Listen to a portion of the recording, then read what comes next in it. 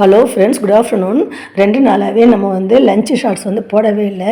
ஏன்னு கேட்டிங்கன்னா, எனக்கு ரொம்ப ஜுரம். புதன்கிழமை நைட் அந்த செடி பசலை கீரையை போட்டு ஒரு ஷார்ட்ஸ் போட்டிருந்தேன். அது க்ளீன் பண்ணிகிட்டு இருக்கும்போதே தெரியல, என்னமோ மாதிரி இருந்தது. எனக்கு என்னமோ செய்யுது, நான் போய் படுக்க போகிறேன். ஏன்னா ஹோட்டலில் ஏதாவது வாங்கி வந்து சொல்லி சாப்பிடுங்கன்னு சொல்லிட்டு நான் போய் படுத்துட்டேன். நைட்டு ஃபுல்லாக நல்ல ஜுரம்.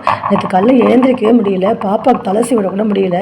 இப்படியே ஏஞ்சி ஃபில்டரில் டிகாஷன் வேறு இல்லை, டிகாஷன் போட்டு காஃபி போட்டு ஒரு டேப்லெட் போட்டு படுத்துட்டேன். அப்புறம் பசங்க பாவம், அவங்களுக்கு கேண்டீன் லஞ்சுக்கு பைசா கொடுத்தாச்சு, காலைல ஒன்றுமே சாப்பிடல. அவங்க போகிற டைமுக்கு பார்த்தா ஹோட்டல்லாம் எதுவுமே திறக்கவே இல்லை. அதுக்கு ஒரு பிஸ்கட் பாக்கெட் வாங்கி கொடுத்து அனுப்பிட்டாங்க. ஹஸ்பண்டுமே வெளில சாப்பிட்டாங்க. நான் அப்புறம் கொஞ்சம் கஞ்சி வச்சு கொடுத்தேன். டே டைமில் எங்கள் டாக்டர்கிட்ட போகிறதுக்கு வசதி இல்லை. அப்புறம் நைட்டு தான் டாக்டர்கிட்ட கூப்பிட்டு போனாங்க. இன்றைக்கி ரொம்ப டயர்டாக இருக்குது, உடம்பு வலிக்குது, கழுத்து வலி, தலை வலி நிற்கவே இல்லை. அதுக்கப்புறம் ஷோல்டர் பெயின் அதிகமாக இருக்குது. இன்றைக்கி ஸ்கூலுக்கு போயிடலாம் எப்படியாவது நினச்சிட்டு லஞ்செல்லாம் எடுத்து வைக்கலான்னு பார்த்தேன், என்னால் முடியலை. சரி, ஹஸ்பண்டுமே போவேன், நான் டேப்லெட் போட்டு இன்றைக்கி ஒரு நாள் ரெஸ்ட் போய் பார்க்கலான்னு சொன்னாங்க. ஒரு ஃபேமிலியில் அந்த குடும்ப தலைவியாக இருக்கிற அந்த பெண்ணுக்கு உடம்பு சரியில்லைன்னா அந்த குடும்பமே அப்படியே சாஞ்சிருது. வீடு 2 நாளாக பார்த்திங்கன்னா அவ்வளோ ஒரு அமக்கலமாக இருக்குது. இன்றைக்குமே அமாவாசை சமைச்சனே தவிர பூஜையெல்லாம் பண்ணவே இல்லை.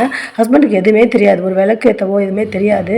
சரி, காக்காவுக்கு மட்டும் கொஞ்சம் சாதம் வச்சுட்டு நீங்கள் எடுத்துகிட்டு போங்கன்னு சொல்லிட்டேன். இன்றைக்கி வெங்காயம் தக்காளி வச்சு சட்னி அரைச்சேன். இது புதன் நைட்டு அரைக்கிறதுக்காக வெங்காயம் தக்காளிலாம் ஒரு பாத்திரத்தில் போட்டேன், கட் பண்ணானா கட் பண்ணி சட்னி அரைக்கவே இல்லை. அப்புறம் அதை இன்னைக்கு கட் பண்ணி அதை அரைச்சேன். ஏன்னா அமாவாசையில் காக்காக்கெலாம் சாதம் வைக்கிறதுக்கு முன்னாடி பசங்க சாம்பார் வச்சு சாப்பிட முடியாதுன்னு சட்னி அரைச்சிட்டு அப்புறம் வாழைத்தண்டும் மாங்காவும் போட்டு சாம்பார் வச்சேன், வாழைக்காய் வறுத்தேன், ரசம் வச்சேன்.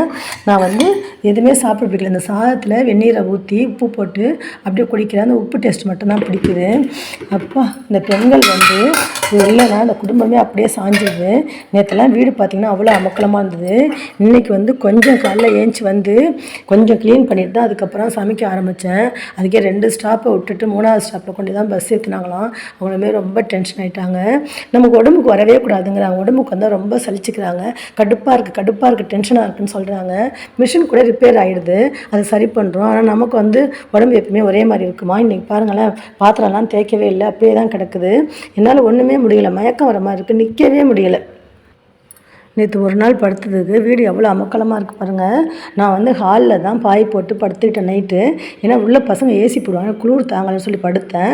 ஒரு நேரத்தில் எனக்கு போத்துற மாதிரி இருந்தது. யாரோ ஹஸ்பண்ட் தான் போத்துறாங்கன்னு பார்த்தா தம்பி போத்தி விட்டார்.